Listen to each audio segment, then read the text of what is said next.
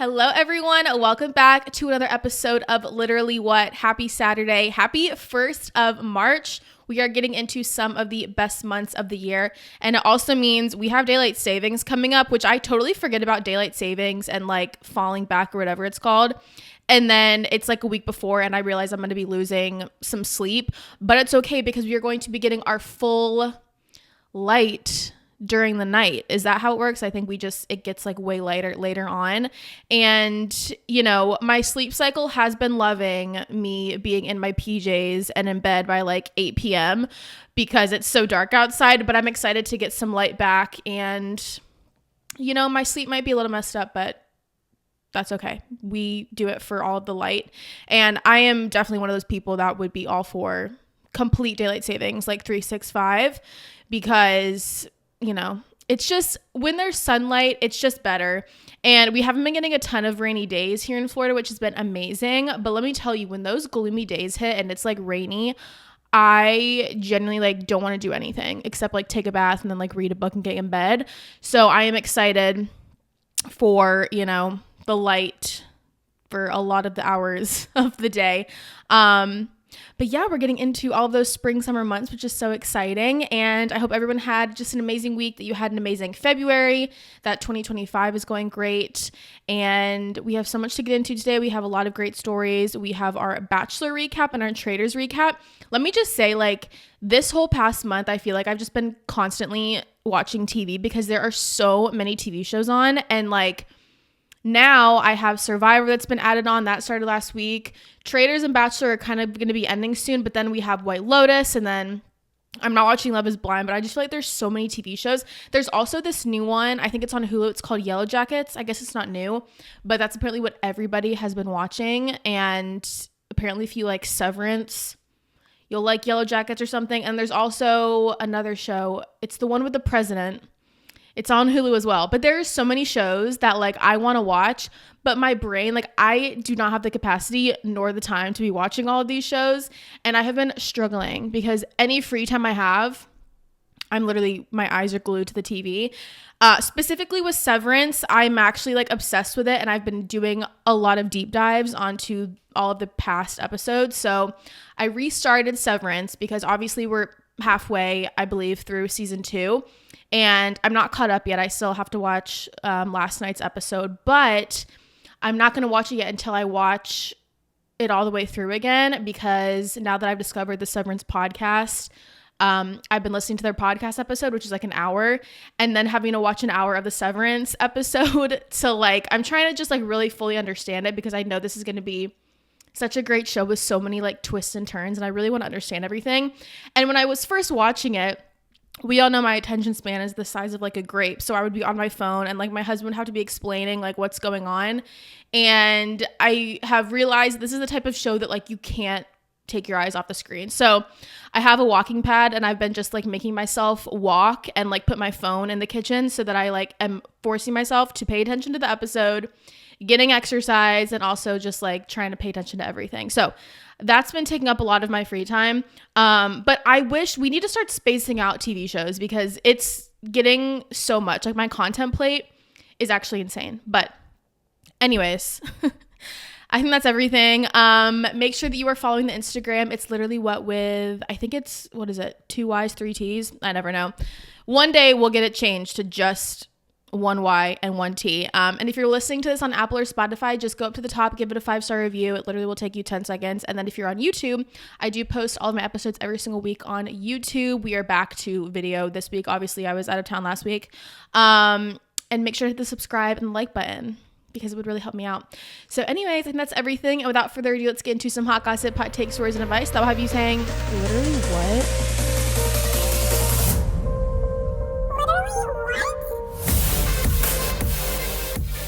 Okay, our first story is actually really, really sad, and especially if you're my age, I mean, this was just so disheartening, but it is that Michelle Trachtenberg has passed away at the age of 39, and this was just, I mean, I was very emotional, like the whole day after I saw this and the news broke. But the actress who rose to fame as a child star in Harriet the Spy and then went on into TV shows such as Gossip Girl, she was obviously the Ice Princess. She passed away at 39. Police responded to a 911 call this past Wednesday, and they found a woman unconscious and unresponsive inside a Manhattan apartment who was later identified as Michelle. Criminality is not suspected, and she did have a liver transplant before her death. It's unknown if that was the cause, but the cause of death ended up being undetermined.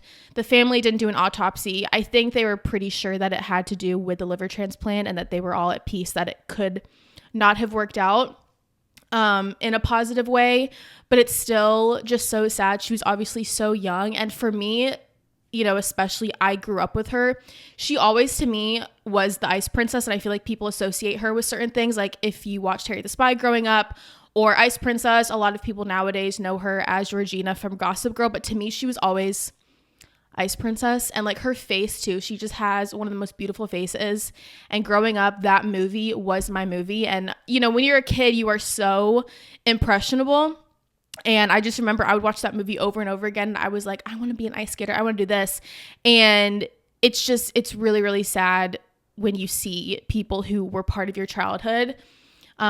Just to see this happen, I was really emotional all day. Like it was really, really hard. And then all of her co-stars posted so many tributes that were just so sweet. And you could just tell she was just like such an amazing person.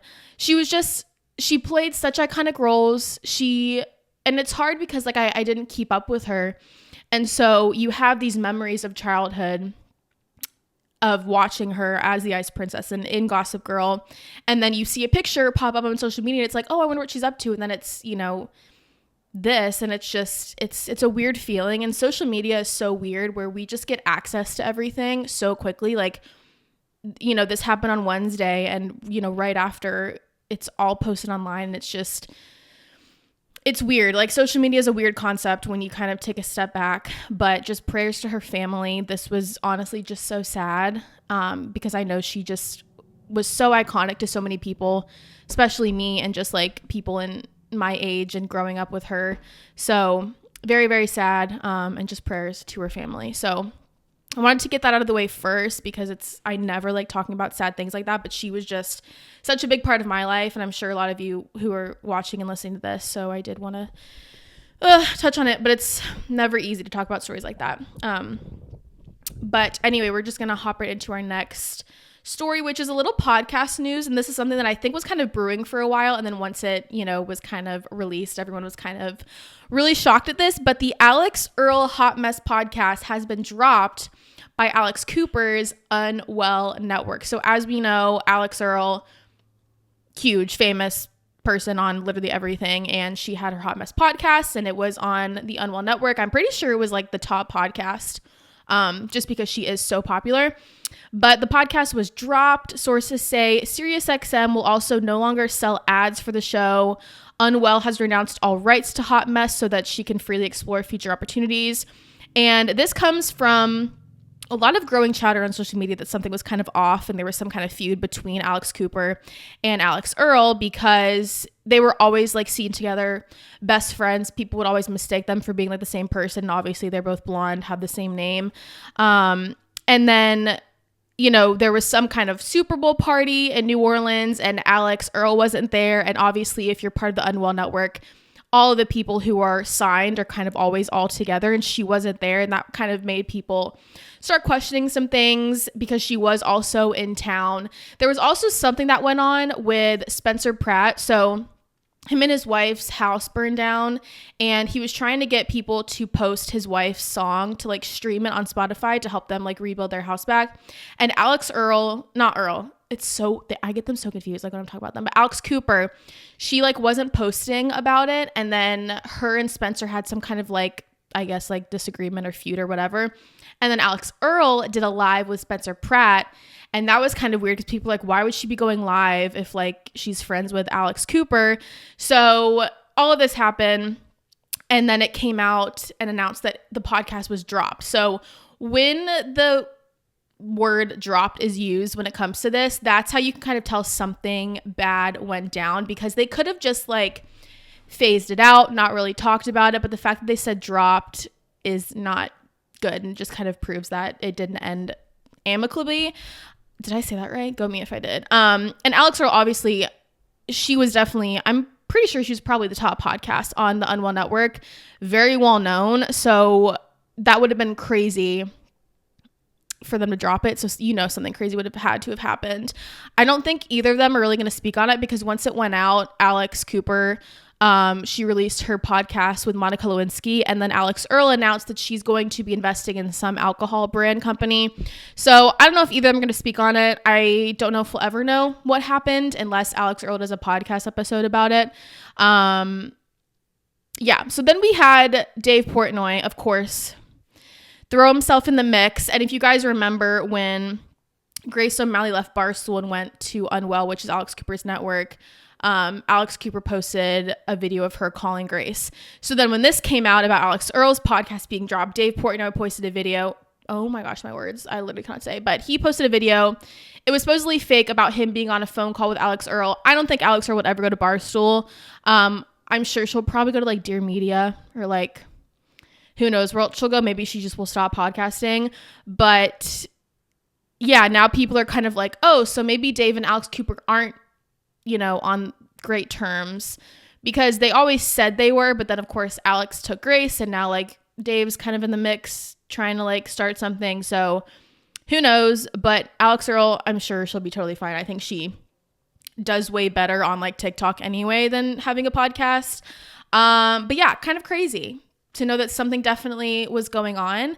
And it's also crazy for just like Alex Cooper to drop one of the top, people names, and I wonder if she's going to try to get someone else to replace her, because there was also that drama with another one that Alex just signed, Avery Woods, who she's been so problematic, and she had a whole cancellation thing. And so, Alex Cooper had that go down, and then she dropped Alix Earle. So a lot going on to the Unwell Network, and I would not want to be there right now. That's for sure. Alrighty, so our next story is about Survivor. So you guys know Survivor is like my show. I grew up watching it as a kid, and we are coming up on Survivor season 50, which is going to be a big deal. Season 49 is out right now. The first episode aired Wednesday. I have not watched it yet because, again, like, there's just so many shows that I need to watch. But Survivor 50, they are going to be letting fans control the game with voting, which I think is so cool.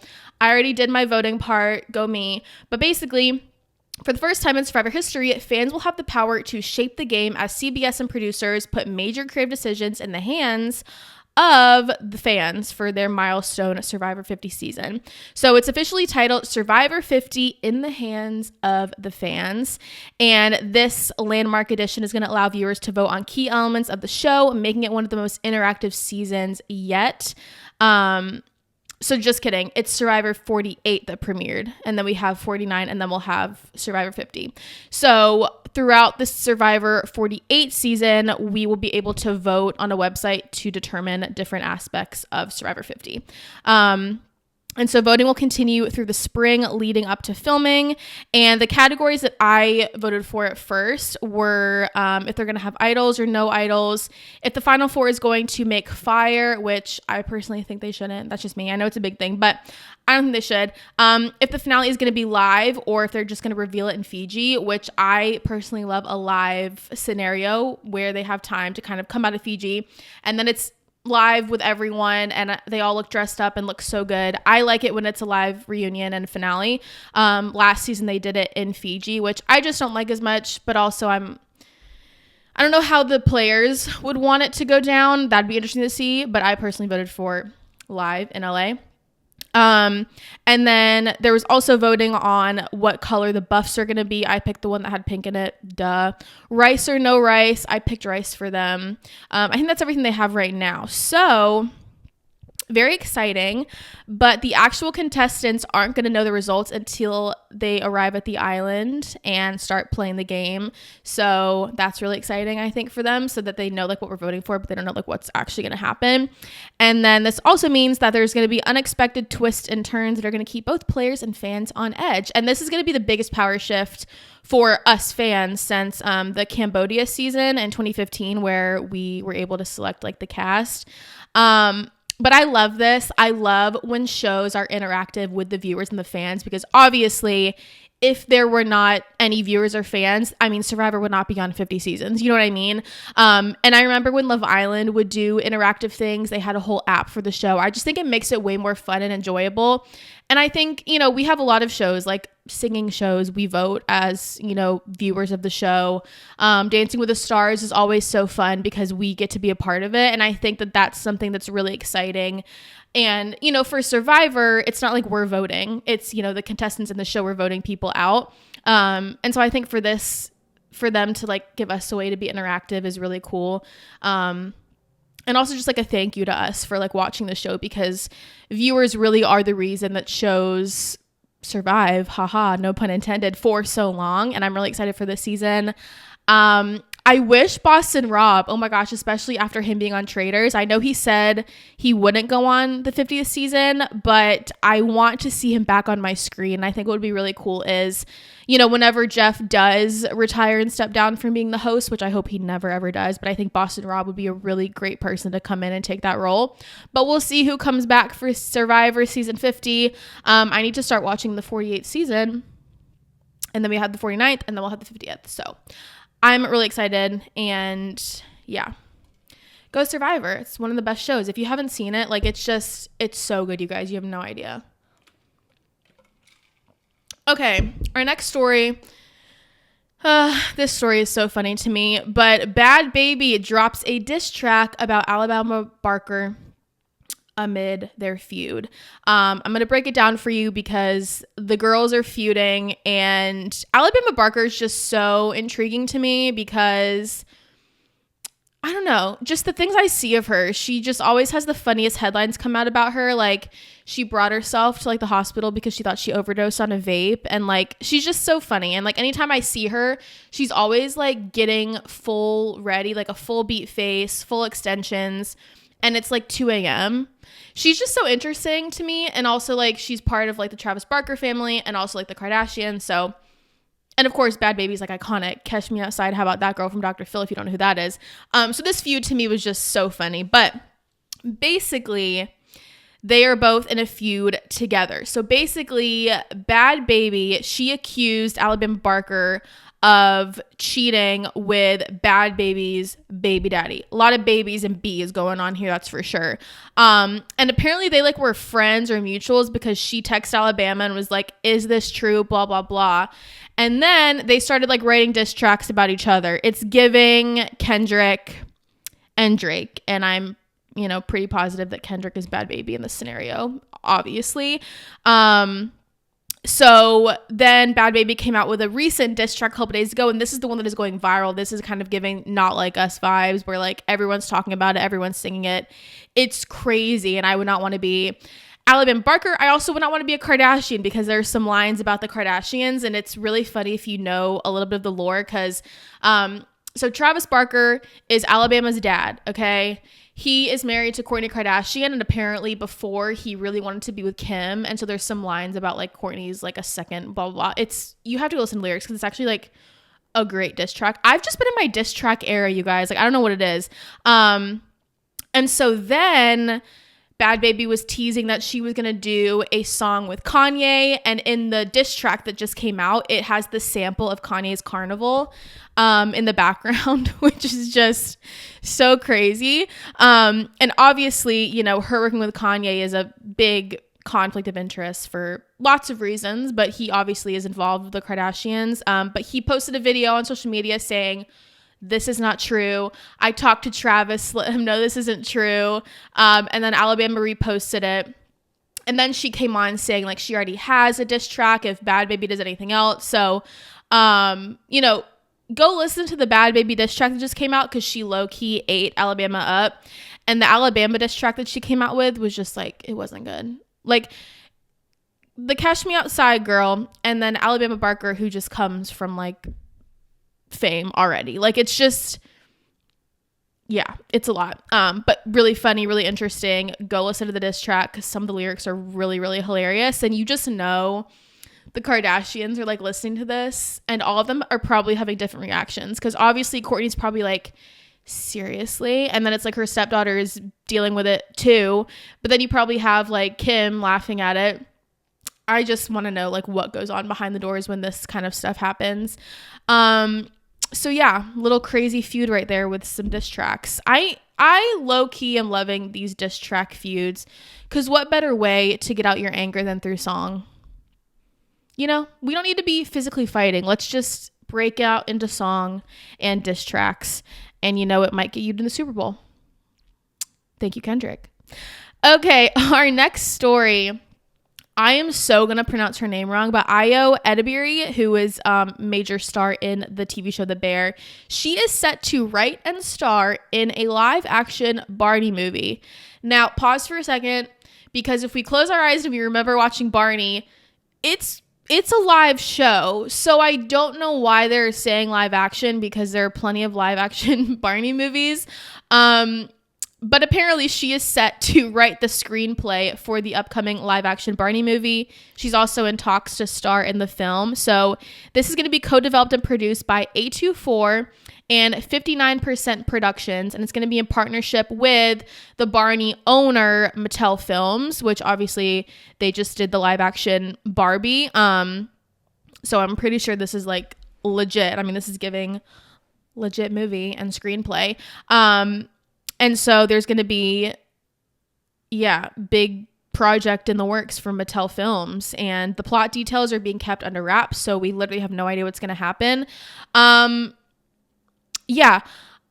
kind of concerned though, because I feel like this might be, they're going to make it, I could see them doing like a scary live action, because obviously the Barbie live action was, a lot more like mature, I guess, themes than just, you know, what you're putting on for your 8-year-old kids that you're babysitting for.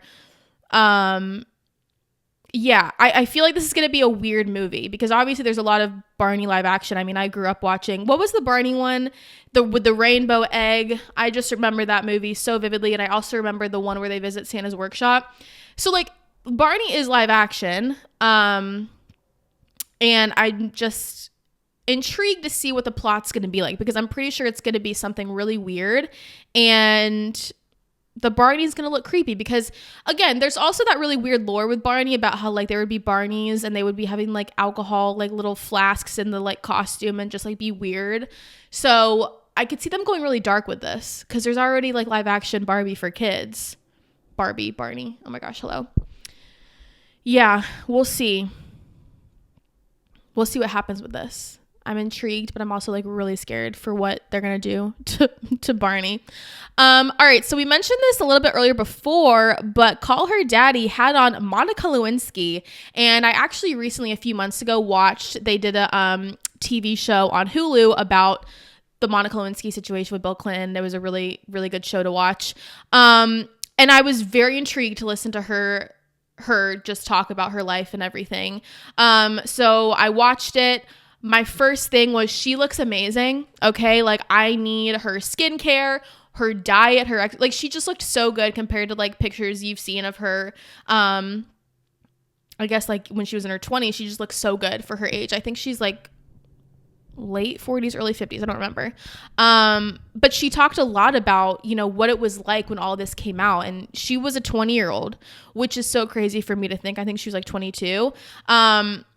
But she was just talking about, you know, there were so many articles written about her.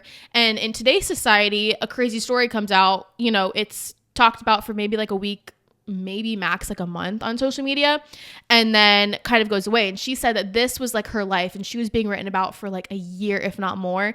The Washington Post, for example, ran like 125 articles on her. She just said it was a lot. And it was dominating global news for over a year. And I mean, just like in today's society, like a big story blows up and then it just like is done. And like, that's it. She was talking about how like she was just mocked a lot by late night hosts, and it was just really hard for her.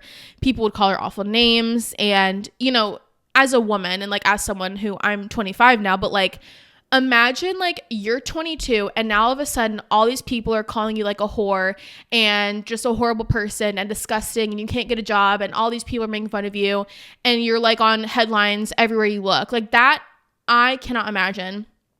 Like, I probably wouldn't be sitting on a Call Her Daddy podcast, like, mentally stable if that happened to me, if we're going to be completely honest. But she talked a lot about it and how, you know, she did think it was true love. And so she felt a lot of guilt because she didn't want him to lose his job. And, like, she thought it was her fault because, again, everyone's blaming her and they're not really blaming him. And then, you know, she went from, like, guilt to just feeling humiliated because when they did the press release, or, like, they talked about it at the White House, they said that basically, like, he didn't have relations with her.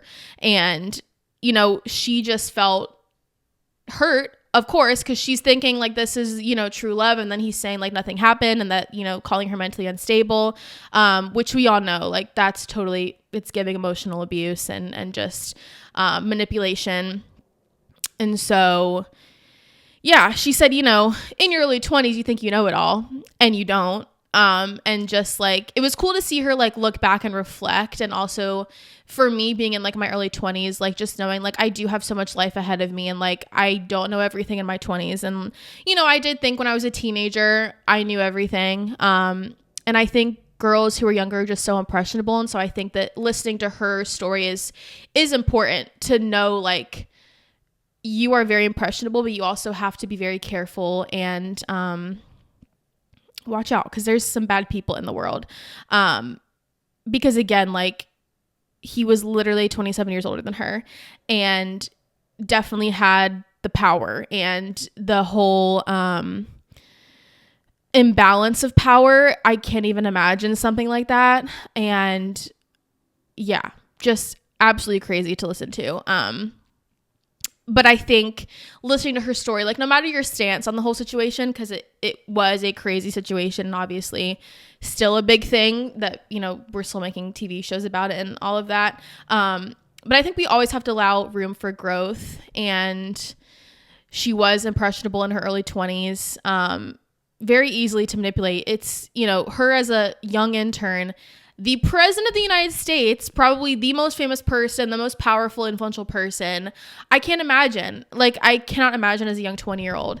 And so, yeah, it was just really sad to, like, just see her talk about it, and knowing she made mistakes, but also, you know, where she is at now in her life, she knows it was unfair how she was treated and how she was villainized and how he just kind of didn't have to deal with anything and just got, like, a little slap on the hand, you know, nothing happened. She's mentally unstable and escaped the consequences pretty much. And then she had to live with it for the rest of her life. So, she did give some good advice about just, like, when it comes to shame, when it comes to double standards, like, it's going to heal eventually. Like, if something happens, if people are shaming you, if you make a mistake, like, it will hurt and you're going to feel embarrassed and you're going to feel humiliation, but it's going to pass. And I think that's a good lesson for people, because especially when you're younger, like, you're going to go through things. But it's important to know that there's a lot of life left and you're just going to have to move on. The one thing that always sticks with me is, like, time's going to keep moving. Like, you can sit and reflect and ponder and, like, stress about something, but, like, time's still going to move. Like, you need to just kind of keep going with it. But yeah, it was a really good podcast, just for someone, a girl in her 20s. It was really interesting to listen to her and her advice. And at the end, Alex asked her, like, if you could give your 22-year-old advice, what would you tell her? And she said, do not go to Washington. And, you know, she is very aware. And I think it was just a really cool podcast just to listen to her. And I find the story so intriguing because, again, I just watched the whole documentary on it. But so crazy, man. Like, it's such a crazy story. Such a crazy story, but really good podcast episode. All right, so those are all the stories. We're now getting into our Bachelor recap and our Traitors recap. I have so much to say about the freaking Traitors. You guys. When I tell you, when I was watching Traitors, my heart rate, I could feel, like, I was getting so pissed off. I was like, I need to literally turn the show off. Like, my heartbeat, I could feel it out of my chest. Like, my anxiety was through the roof. But we're gonna do Bachelor first and then Traitors. Yeah, oh my gosh, I can't.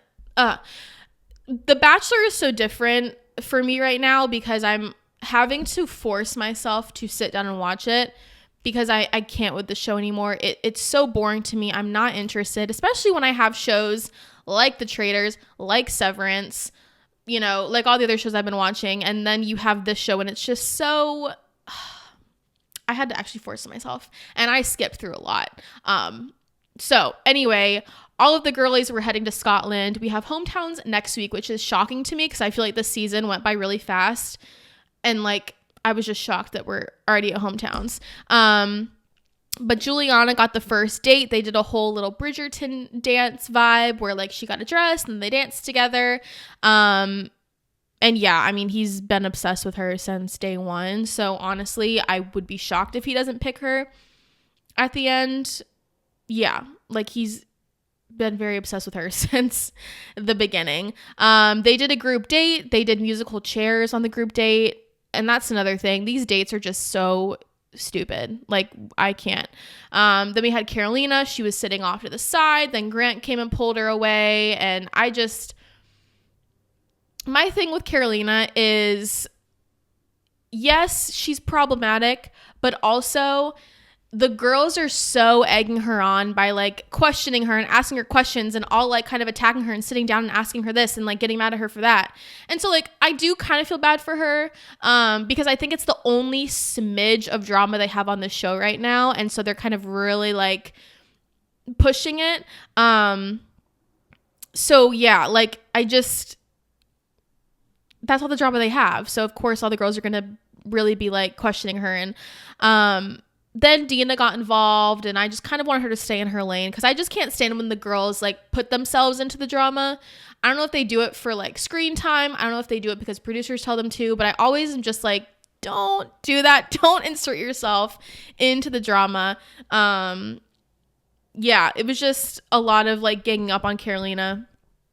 And I get where they're coming from because yes, like she is taking a lot of time from the other girls, but also they're also kind of like, you know, pushing her a little bit. So anyway, then Latia got the last one-on-one. And again, he's obsessed with her as well.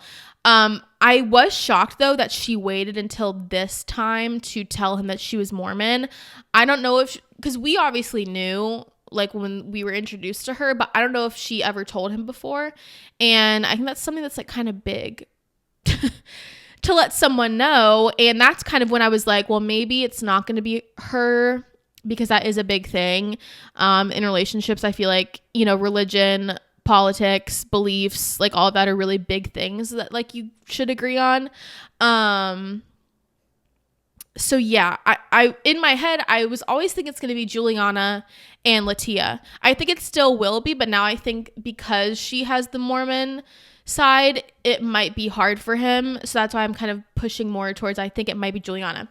But anyway, then we get to like, they're handing out roses for the hometowns, who's going to hometowns.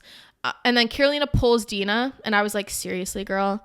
But I will say, I did like how she apologized and they left it on a good note. But again, now they're like feuding on TikTok. So like, whatever, they need views. Who cares?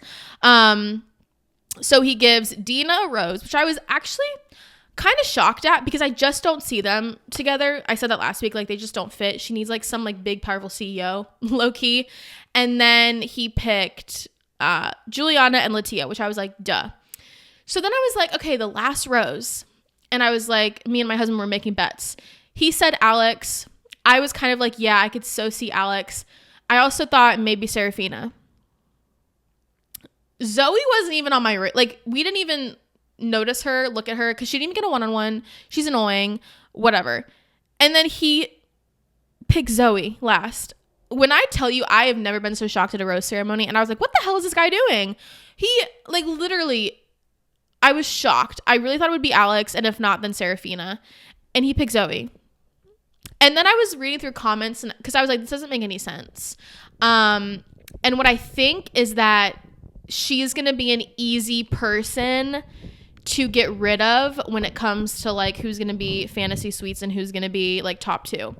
That's the only thing that makes sense for me because like I was shocked. I thought it was a joke. So that's the only thing I could think of. But anyway, yeah. So now we have hometowns. I'm just bored, guys. I'm bored of the show, and I don't think I'm going to continue ever watching the Bachelor franchise unless they have Bachelor in Paradise, but there's too many other great shows on TV for me to be putting time into this. So anyway, now we're going to get into Traitors episode 10. You guys, my blood, my anxiety, everything. I was so tense. This show has me so mad. Like, specifically, Danielle has me so freaking mad. I cannot stand her. She literally makes my anxiety so bad. Oh my gosh. I literally was like checking my heart rate. I'm like, I'm going to literally pass out because my heart rate's so high because of this freaking show.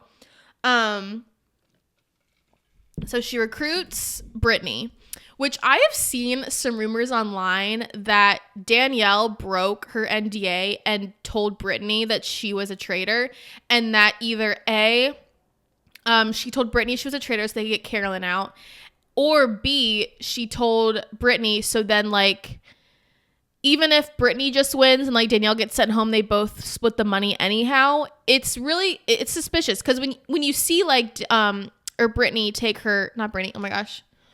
Danielle took her hood off and Brittany saw her. She didn't even look shocked. She just kind of, like, laughed. So I don't know what's going on there. But anyway, they decide to send Tom home. Bye, Tom Sandoval. And his little speech was crazy. Like, he is so full of himself, just being like, I was so good at this game. Everyone was so, like, respected me, blah, blah, blah. And I was like, just shut up and go home. Like, I can't. You had your funny moments, but you're still, like, really annoying. And I can't. But I think he did need the show, if not only for himself, just for people to cut him a little bit of slack. But yeah, he was annoying me. Gabby was cracking me up, though. She's just so good on the show. I need her on more TV somehow. And then we have the seer. So there's going to be a seer where they can basically ask someone to reveal their true identity. I don't get the point because low-key, I think it's going to be pointless, personally, especially if a traitor gets it. Or, like, I don't know. It was pointless to me. I think they could have done it in a better way, or maybe done it earlier on. I don't know, but I don't even think it's going to work. I think it might just be a pointless thing. And then the whole challenge was really pissing me off because I was like, this is all by chance or luck, yet Danielle's getting literally all the money somehow. Like, make it make sense. It doesn't make any sense. Yeah, it was just, the whole show is just making me so mad. And then we had everyone kind of talking about what they were going to do going into the round table. Gabby was being really smart. She had all of her evidence lined up. Go queen, go girl, love you so much. And then we had Danielle and Brittany hopping around the castle being like, we need to get Gabby out, blah, blah, blah, like whisper in their ear. And then you have Dolores, who is the worst faithful. She literally has not made one good vote. She is pointless. She's been pointless this whole time. And she said she's going to vote for Ivor, which... girl. So obviously Danielle and Brittany were going to say they were voting for Gabby. And then they got to the round table. Gabby did her 8 freaking Danielle up with all of her evidence. And Danielle was just making me so mad. She's so annoying. I literally cannot stand her, you guys. You have no idea. Like, I cannot stand her at all. And she needs to go home. And so then Danielle and Brittany turn and both vote for Ivor with Dolores. And I think the reason they did that is because they knew that they had to get the numbers. And I wonder if anyone clocked it and was like, oh, are they like working and talking together kind of vibe, maybe? I don't know. But it ended up being tied. And then they did another vote, and they either were going to vote for Danielle or Ivor. And then we end on a cliffhanger of who Brittany is voting for. So obviously when we see Dolores hold up the name Ivor, Brittany's face is kind of like, look shocked. And a lot of people were like, oh, she's shocked because she put down Danielle. And so now Danielle's going to go home and she like turned against her. I think it's because it's going to be a tie again, right? I don't really know. All I know is that if in some way Brittany wrote down Danielle's name and Danielle leaves, it will be the greatest day of my life. I don't know if we'll be that lucky. I think production really likes Danielle there. And so on the bright side, if Ivor goes home, obviously he's a faithful, they're still going to know there's a traitor. So I don't think that Danielle is going to still be able to win, because if you've never seen traitors before, like, they can't end the game until they all decide that there's no more traitors left. So a faithful will go home, right, if he goes home, like he'll be a faithful. And then they're gonna be like, okay, well, there's still like 1 or 2 traitors left and we got to get someone out. There's already a lot of evidence on Danielle, so let's get her out. So I have hope in these people. I don't know, but the fact that we have to wait a week and it's the finale next week, I don't know what's gonna happen. I'm stressed, but we'll see. Oh, that show really just, my blood just boils. But anyway, that is our episode for this week. I hope you guys enjoyed. Make sure again to go follow the Instagram, subscribe to the YouTube channel, give it a thumbs up if you're listening, then just go give 5 stars up at the top. I love you guys so much. I hope you have an amazing weekend. I hope you enjoy the weather. We're getting into those warm months, which is so exciting. And yeah, I'll see you guys here next week for some more hot gossip, hot takes, stories, and advice. I'll have you saying literally what? Bye, guys.